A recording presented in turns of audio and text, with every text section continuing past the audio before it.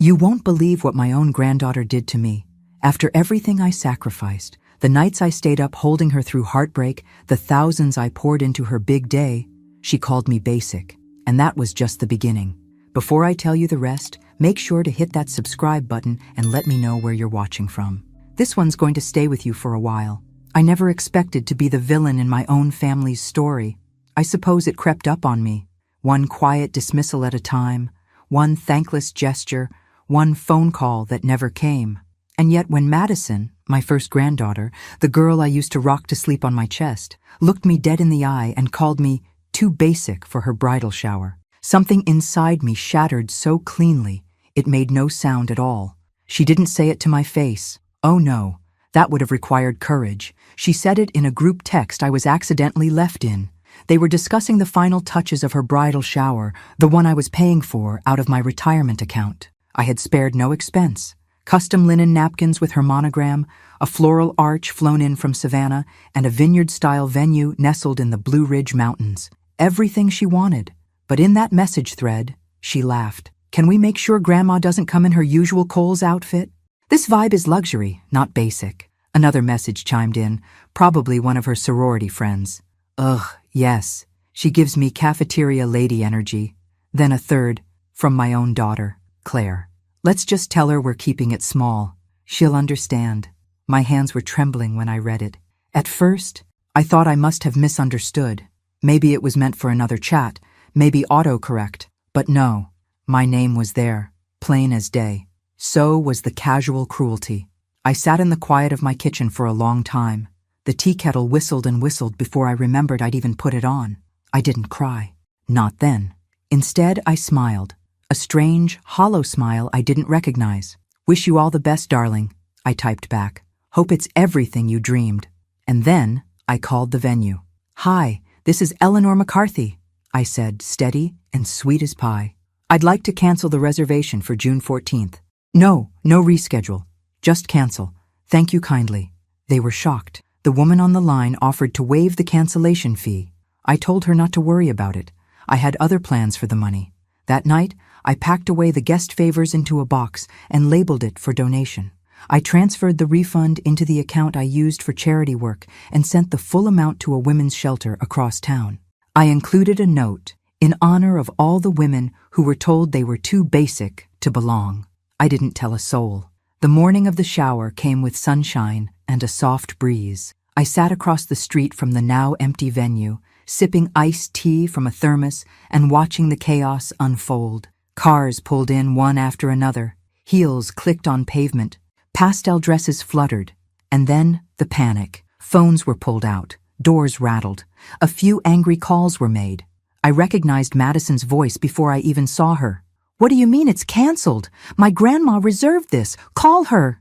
She was frantic, embarrassed, her face flushed crimson in the sun. I watched for a moment longer, then stood and walked away. I should have felt guilt. Maybe a better woman would have. But all I felt was a quiet sort of peace, like I'd finally stopped holding my breath after years underwater. Later that week, the calls started coming. Claire first. Mom, what happened at the shower? I wouldn't know, I said, folding laundry with deliberate calm. I wasn't invited. There was a long pause. You didn't have to cancel it. But I did. It was mine to cancel. They didn't say much after that. Just silence, awkward and sharp like broken glass. I didn't expect an apology. Not yet. Maybe not ever. But word got around town. People started asking questions. Eleanor McCarthy? The kind widow who donates turkeys every Thanksgiving? She ruined her granddaughter's bridal shower? It was funny, in a sad sort of way. No one had ever asked why I gave so much, or why I sat alone in church, or why my family never mentioned me in their social media posts. Even when I was standing 2 feet away, they only noticed when I pushed back. That week, I started a journal, not just of what had happened, but everything. The marriage, the lies, the family secrets I'd held onto like fire, burning my palms for decades. Each night, I poured pieces of myself onto those pages. I didn't know yet what I'd do with them. I only knew it was time to stop pretending. I had been quiet for too long, and something inside me, something powerful, was waking up. The next chapter of my life had already begun, and I had no idea just how explosive it would be. The knock came just after sunset. At first, I thought it might be one of the neighbors, perhaps Martha from across the street, bringing over her blackberry cobbler the way she always did when she sensed something was off. But when I opened the door, it wasn't Martha. It was a young woman, early 30s maybe, thin, wide-eyed, with a dusty canvas backpack slung over one shoulder and a camera bag in the other. "Mrs. McCarthy?" she asked, her voice soft but certain. "Yes." I kept the screen door closed. I'd learned to be cautious, especially with strangers who knew my name. "My name's Lily. I'm doing a documentary project on women like you." I raised a brow. "Women like me?" She flushed, looking flustered. "I mean, women over 60 who've, well, been erased by their families, by the system. Women who gave and then were pushed aside. I've been traveling across the South collecting stories. A woman at the shelter in Charlotte gave me your name. Said you saved her life." I felt my breath catch. It had been years. I could still remember the woman she spoke of, Mary Ann. She'd come into the shelter with a baby on her hip and bruises blooming like violets up her arm. I'd held her hand that night, told her she was strong enough to start over. I hadn't heard from her since. I opened the door slowly. "Come in, Lily." We sat at my kitchen table with the floral vinyl tablecloth I'd had for decades, sipping lemon tea while she set up her recorder. She didn't push, just waited, gently, as if she knew I needed time. I told her everything. The first time he lied to me. How it started small, working late, forgetting anniversaries, but turned into bigger things. How I once found a hotel key in his suit jacket pocket, and when I asked him about it, he laughed in my face. "Don't be dramatic, Ellie," he'd said. "You always make something out of nothing." I told her about the night I finally left, not with fury or slammed doors, just quiet resolve. I packed a single suitcase and left my wedding ring on the dresser. He didn't stop me, not even once. Lily listened, like every word mattered. "You were married for 35 years, she asked gently. 35 years, 3 kids, and a lifetime of being invisible. Her eyes filled with tears. And then I asked something I hadn't expected to. "Why are you really here, Lily?" She blinked. "I told you, the documentary—" "No." I leaned forward. "You knew my name, my full name. You didn't just get that from Mary Ann." She looked down at her tea. Her fingers trembled. I'm her daughter," she whispered. "Mary Ann's. You held me when I was a baby. I don't remember it, but she does. She said you gave her the strength to leave my father, said you were the reason she survived." I felt my throat tighten. "I wanted to find you," she continued, her voice cracking. "I wanted to say thank you, and I want to help you tell your story." For a moment, I couldn't speak. I reached across the table and took her hand. "You already are, sweetheart." In the days that followed, Lily and I became fast companions. She stayed in the guest room, filmed our interviews in the garden, the porch, the kitchen where so many battles had been fought and lost. She helped me scan old letters, organize photos, dig up court documents I'd buried deep in drawers. But more than that, she helped me remember who I used to be. Not just a mother or a wife or a grandmother, but Eleanor. Eleanor, who loved poetry, who once dreamed of being a teacher, who danced barefoot in the rain when she was 21 and kissed her high school sweetheart in the back of a red Ford pickup. That girl was still in there somewhere. And Lily, she reminded me that my story wasn't over yet. One night, she came downstairs with an idea. "I want to host a dinner," she said, eyes shining. "Invite your family. Pretend it's for the documentary. We'll say it's honoring the McCarthy legacy. They'll come for the cameras. And then you'll have the floor." I stared at her.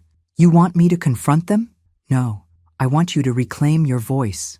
Something inside me hesitated. Fear, maybe. Habit. But I was tired of being quiet. Tired of folding myself into corners. Tired of pretending their indifference didn't hurt. So I nodded. "Let's do it." Lily threw herself into planning. She was fierce, efficient, determined. She rented a beautiful private room in a historic inn just outside town. She printed invitations with gold foil letters and even hired a photographer. Everyone thought it was about them, about their legacy. Little did they know. As the date drew closer, I felt the old ghosts stir. What if they laughed at me? What if they walked out? What if they twisted everything like they always had? But then I remembered something Lily had said our first night together. "You don't need their permission to matter." And just like that, I wasn't afraid anymore. I was ready to speak, ready to burn it all down if I had to. And maybe, just maybe, ready to rise from the ashes. The inn sat nestled beneath weeping willows and strung with soft golden lights, like something out of a Southern Living magazine. It was the kind of place where memories lingered in the air like perfume. I'd attended weddings there, baby showers, even an anniversary party decades ago, back when my children still saw me as someone worth celebrating. Now I stood in the grand dining room, watching the staff place name cards at a long mahogany table, my heart thudding in my chest like it wanted out. Lily adjusted her camera equipment in the corner, dressed in a sleek black blazer, every inch the professional producer. She gave me a little nod. "This is your stage, Eleanor." I smoothed my navy dress with trembling hands. It was the same one I'd worn to Madison's high school graduation. Back then, she'd told me I looked elegant. I hadn't heard her call me that in years. The guests arrived in clusters. Claire, my daughter, walked in first, dressed in her usual perfection, pearl earrings, silk scarf, a smile that never quite reached her eyes. Her husband trailed behind her, already texting someone. Madison followed shortly after, laughing too loudly, arm in arm with her fiancé, Evan. She was radiant, I'll give her that. Long waves of blonde hair, flawless makeup, a designer dress that screamed money and youth. She looked around, puzzled for a moment. "Wait, this isn't a restaurant?" she asked, blinking at the setup. "We rented the room privately for the documentary," Lily answered smoothly. "A tribute to the McCarthy family matriarch, a filmed dinner to preserve the legacy." That got their attention. "Oh, how lovely," Claire said, instantly slipping into hostess mode.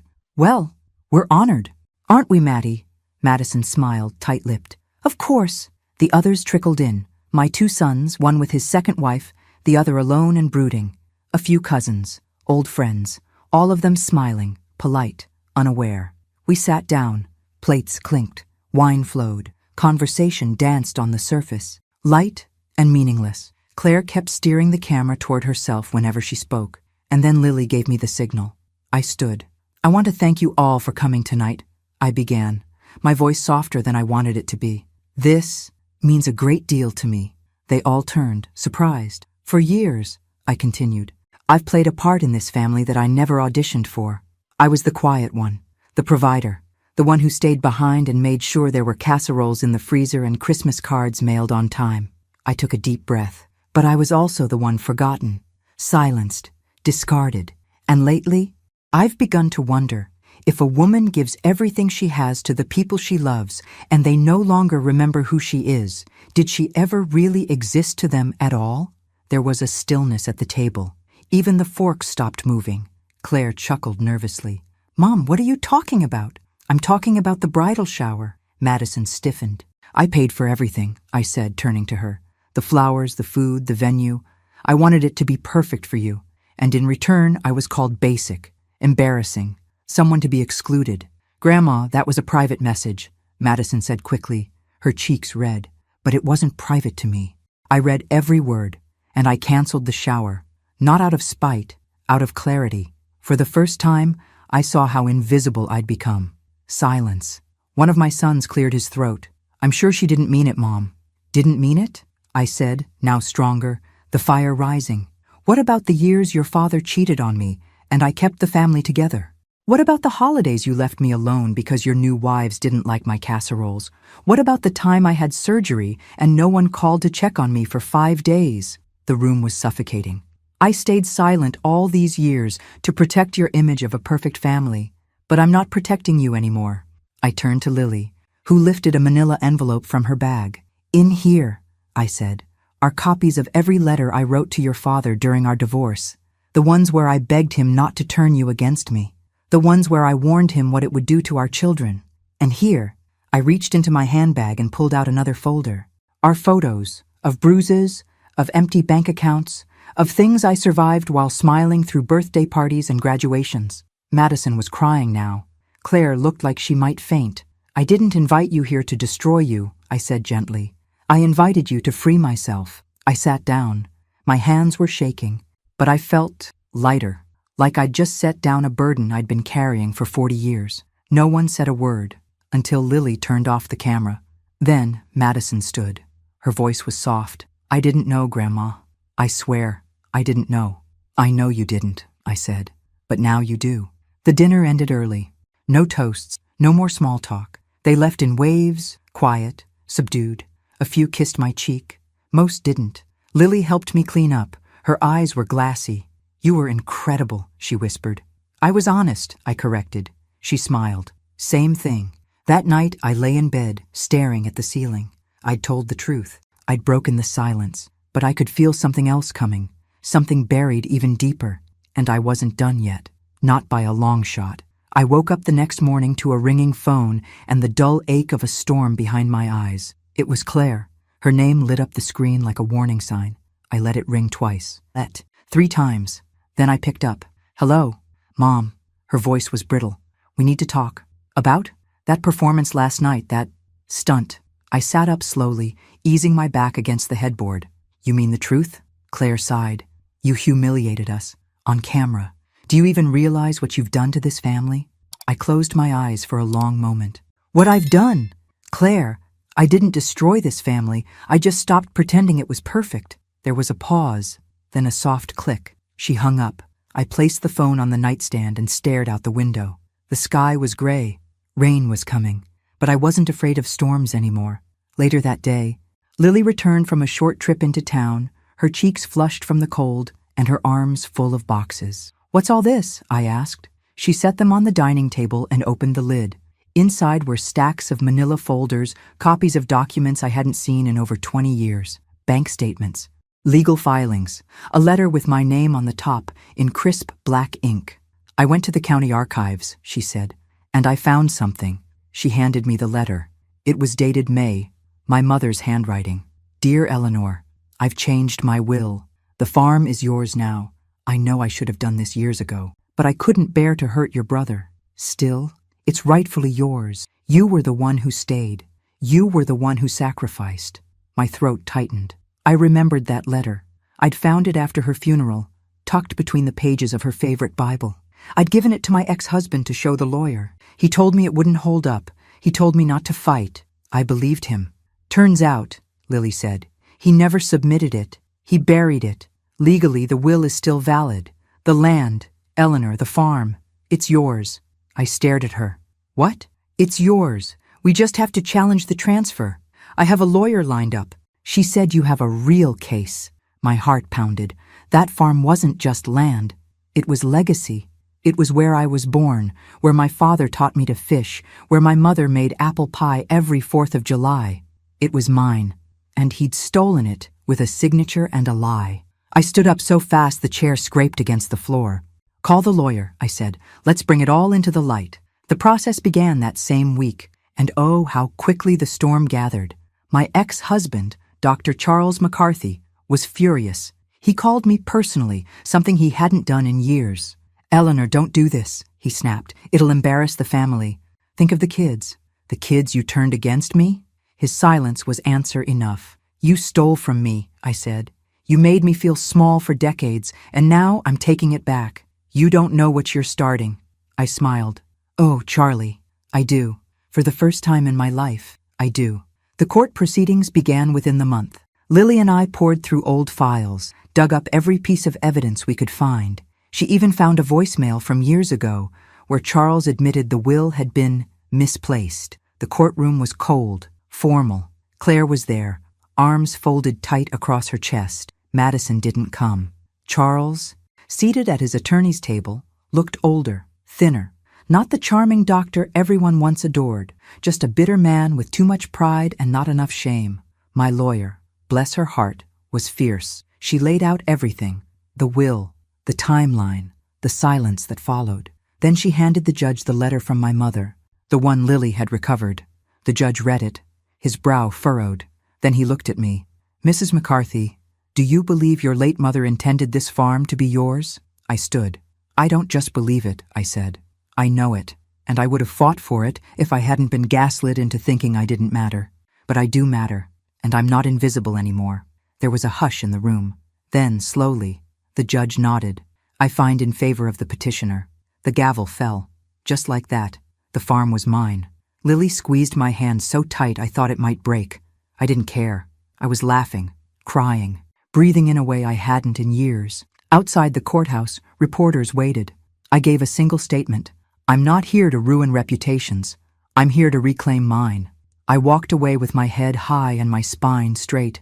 It wasn't just about land. It was about truth, and it was just the beginning. 2 weeks after the ruling, I stood at the edge of my mother's old farm, boots sinking slightly into the soft, thawing earth. The house was tired.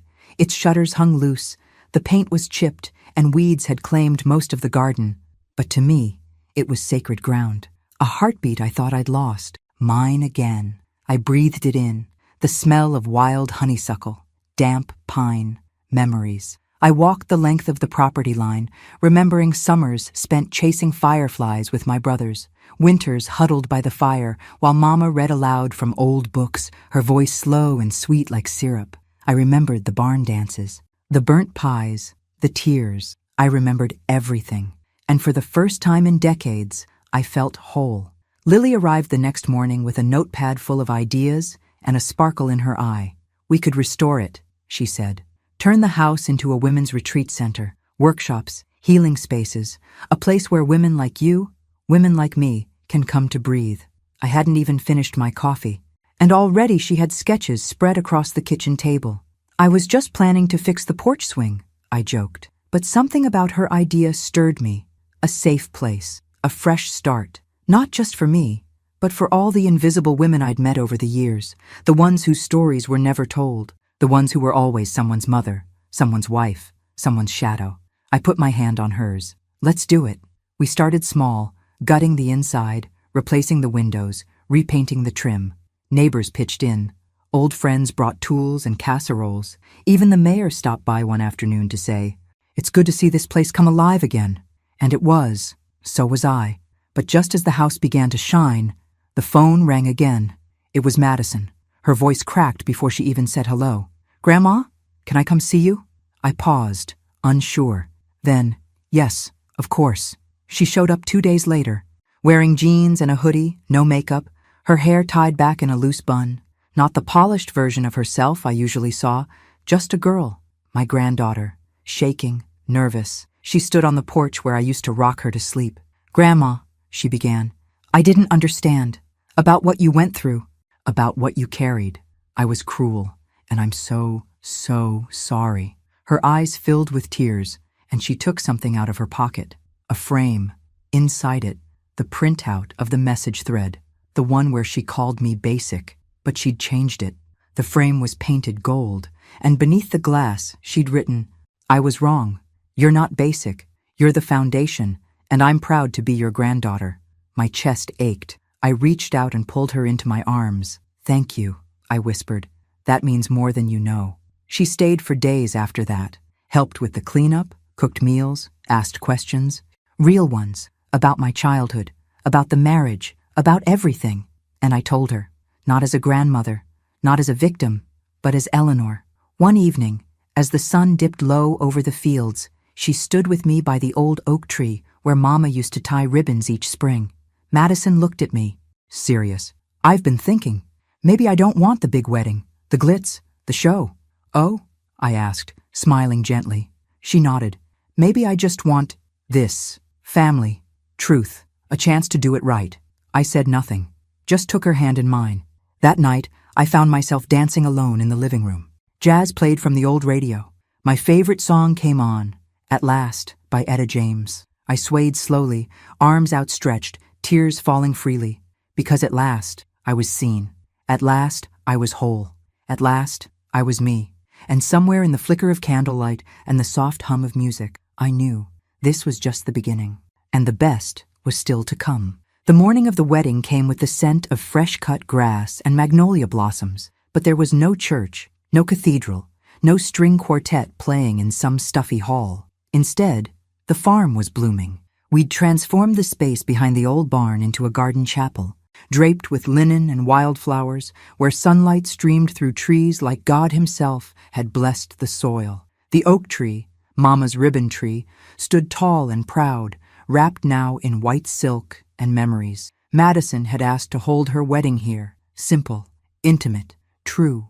There would be no diamond-studded centerpieces, No rented swans, no influencers pretending to care. Just family, real family, and redemption blooming in the most unlikely soil. Guests began arriving around noon. Neighbors, friends, folks from town who hadn't seen the farm like this since the summer of... There was laughter, hugs, music. I stood at the edge of the porch, watching them settle into white chairs on the lawn. Lily stood beside me, camera in hand, wearing the proudest smile I'd ever seen. "You ready for this?" she asked. I nodded. I've never been more ready. Then, just before the ceremony, a courier arrived with a thin envelope, handwritten, no return address. I opened it slowly, unsure what to expect. Inside was a letter from Charles. "Eleanor, you were right. I never saw you for who you were.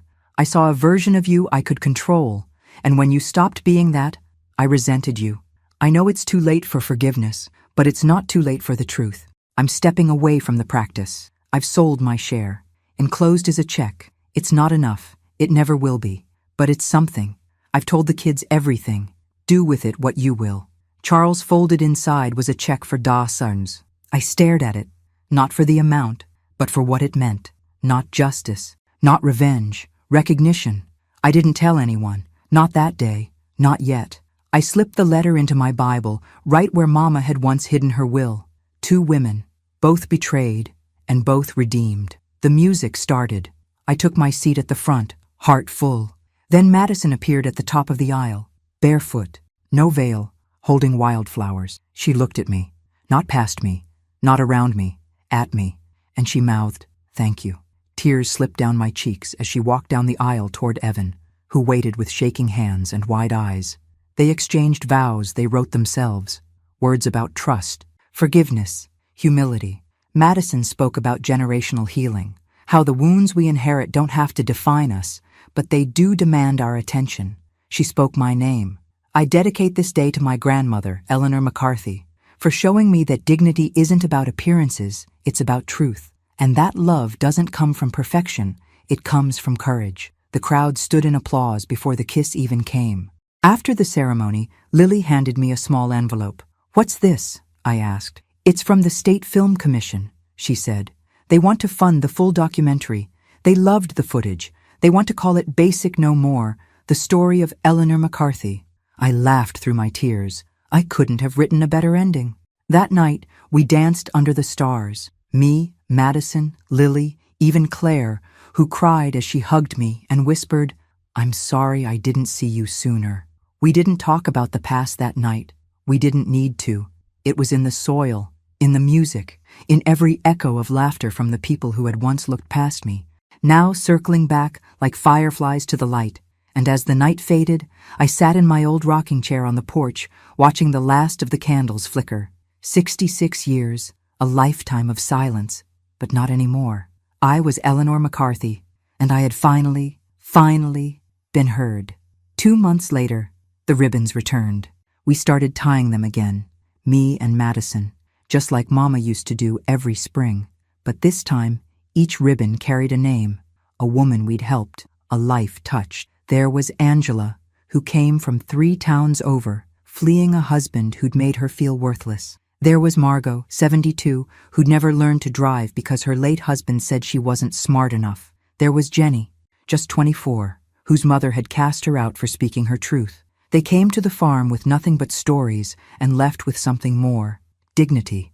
We called it the Ribbon House, a place for women to write new chapters, no matter their age, their wounds, or the silence they'd endured. Lily handled the outreach. Madison helped with grant applications. And me? I welcomed each woman at the gate, every time, with the same words, "You belong here." One afternoon, while Madison planted lavender near the porch, she turned to me and asked, "Do you ever wish things had gone differently?" I looked out over the fields, golden in the late light. "I used to," I said. "But if they had, I might never have found my voice, and you might never have found yours." She nodded slowly. "I'm proud to be your granddaughter." Tears stung my eyes. "And I'm proud to be your legacy." That night, I found Lily sitting under the oak tree, her camera in her lap, staring up at the sky. She looked peaceful, tired, fulfilled. "They accepted the documentary into Sundance," she said softly. "We're going, all of us." My heart skipped, not because of the prestige, but because my story, our story, was going to reach women far beyond these fields, women who still sat in silence, women who still believed they were too old, too plain, too broken to rise. They're going to hear your voice, Eleanor, Lily whispered. I reached for her hand. They're going to hear yours too. On the morning of the premiere, I stood before a mirror in a modest hotel room in Utah. I wore a navy blue suit, pearls from Mama's old jewelry box, and a heart filled with every version of myself I'd ever been. Young, scared, silenced, and finally, free. We walked the red carpet as a trio, Lily, Madison, and me. Cameras flashed, people clapped, but all I could think about were those ribbons swaying back home. The film played in a packed theater. There were tears, applause, a standing ovation. But the moment that stayed with me came during the Q&A, when an older woman with silver curls and trembling hands stood up from the back row. I haven't spoken to my daughter in 20 years, she said, her voice cracking. But tonight, I think I will. I met her eyes, and I knew. This was the reason. This was the miracle born from years of heartache. This was redemption. When we returned to the farm, I found a letter waiting on the porch swing. No signature. Just 6 words in delicate handwriting. I see you now. I'm sorry. I pressed it to my chest and smiled through my tears, because I was no longer waiting to be seen. I had already become the woman I needed, and now I was helping others do the same. So I tied one last ribbon on the oak tree, bright red, the color of fire, of courage, of rebirth, and on it I wrote, Eleanor McCarthy, survivor, matriarch, free. Then I turned toward the house, toward the laughter inside, toward the life still unfolding, and I walked forward, finally whole, finally heard, finally home. 1 year later, to the day, the farm buzzed with life. Children chased chickens in the yard, women laughed around fire pits, and from the porch, the sound of old gospel hymns spilled out on the wind. The ribbon house had grown into something none of us could have imagined, a living, breathing sanctuary. Not just a home, but a movement. There were now 4 cabins on the property, each built by local volunteers. A greenhouse, a craft barn, a circular room we called the voice room, where women could sit, share, and finally say the things they'd never dared say before. I'd never seen so many broken pieces turn into something so whole. And still, each time I walked through the field at sunset, the silence gave me pause, because despite everything, despite the film, the farm, the forgiveness, I still hadn't spoken to Claire again. Not since the wedding, not since she walked away, too ashamed or too afraid to come back, until one evening, as I was locking up the community pantry, a familiar car pulled into the driveway. Claire stepped out. No designer scarf, no pearls, just jeans and a windbreaker, and a look on her face I hadn't seen in decades. Vulnerability. She didn't speak right away, just stood there, taking in the land she'd grown up on and forgotten. Hi, Mom. I swallowed hard. Hi, Claire. She came closer, hands trembling. I've watched the documentary, twice, maybe 3 times. I couldn't believe what I didn't see, what I refused to see. My voice was gentle. You were a child, Claire. No, I was an adult. I had children of my own. I chose convenience over truth. She reached into her coat pocket and pulled out something small, a folded, aged photograph. Me, holding baby Claire in front of the old farmhouse. I was smiling, radiant, tired. You were everything I needed, she whispered. And I let him take that from you. I let us take it from you. Tears filled my eyes. You can't change the past, baby, I said, taking her hand. But you're here now. She nodded, crying. Do you think I could volunteer here? Maybe help in the kitchen? I can cook. I pulled her into my arms, burying my face in her shoulder like I did when she was 5 and afraid of thunderstorms. You don't have to ask, I said. This is your home too. That night, we sat on the porch and watched the stars come out, shoulder to shoulder, not as mother and daughter caught in the wreckage, but as women, mending. Inside, Madison rocked her newborn by the fireplace, my first great-grandchild, a boy. She named him Elliot, after me. Lily sat cross-legged on the floor, reading submissions for her new podcast. Letters from the Ribbon House. Stories from across the country had started flooding in. Women sharing their truth because they'd seen that someone else, someone like them, had survived. And outside, the oak tree stood tall beneath the moonlight, its branches heavy with ribbons. Some old, some new, all sacred. I closed my eyes, listened to the wind in the trees, and for the first time in my life, I felt something I couldn't quite name at first. Then I knew. It was peace. The kind that only comes when you've told the whole truth, survived the storm, and lived to dance again. And as the fireflies blinked back to life around us, I whispered to myself, I was never too basic. I was just too much woman for people who couldn't see me. But now they do. 5 years had passed since that first ribbon. 5 years since the farm had been nothing more than overgrown grass and a broken porch swing. And I was something like that too. But standing there now, watching families spill across the lawn, watching the sun glint off silver hair and children's laughter weave through the breeze, I knew one thing for sure. Every moment of silence, every cracked heart, every slammed door had led here. I'd just returned from Washington, D.C., of all places. The Ribbon House Initiative had been recognized with a national award for community healing. Lily had spoken on stage with tears streaming down her cheeks. Madison sat beside her with baby Elliot on her hip. And me? I stood behind them, hand over my heart, never prouder. When we returned, the whole town welcomed us with banners and pies and more hugs than I could count. The local paper dubbed it the redemption of Eleanor McCarthy. But I wasn't looking for redemption anymore. I was looking for legacy. One afternoon, I walked out to the oak tree, the oldest one on the farm. The wind was soft, the air thick with jasmine, and as I touched one of the ribbons, a thought struck me. I wanted to leave behind more than memory. I wanted to give voice to every Eleanor who ever lived in shadows. So I began writing my book. I called it Ribbons in the Wind, How I Took My Life Back at. It poured out of me like a river, decades of silence, reshaped into strength. I wrote about Charles, about Claire, about the lies and the losses, and the moment I stopped asking for permission to be seen. And I wrote about joy, about Elliot's first birthday, and how he'd wrapped his tiny arms around my neck and whispered, Gigi, about Madison giving a talk at a women's conference and saying, my grandmother's fire saved us all. About Claire, standing in front of a group of survivors at the farm and sharing her own story of healing, voice cracking, finally free. The book hit shelves the following spring. It became a quiet bestseller, but more than that, it became a lifeline.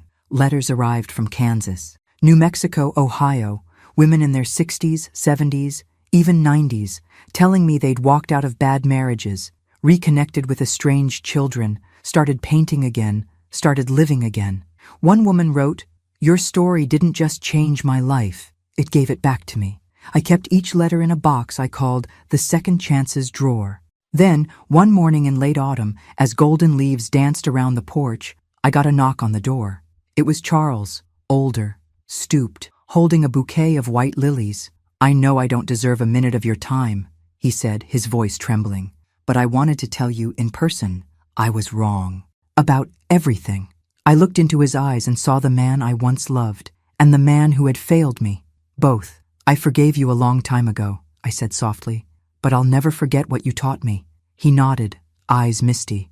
And what was that? That I never needed anyone's permission to matter. He placed the flowers in my hands. Goodbye, Eleanor. Goodbye, Charles. I watched him walk away, not with bitterness, but with closure.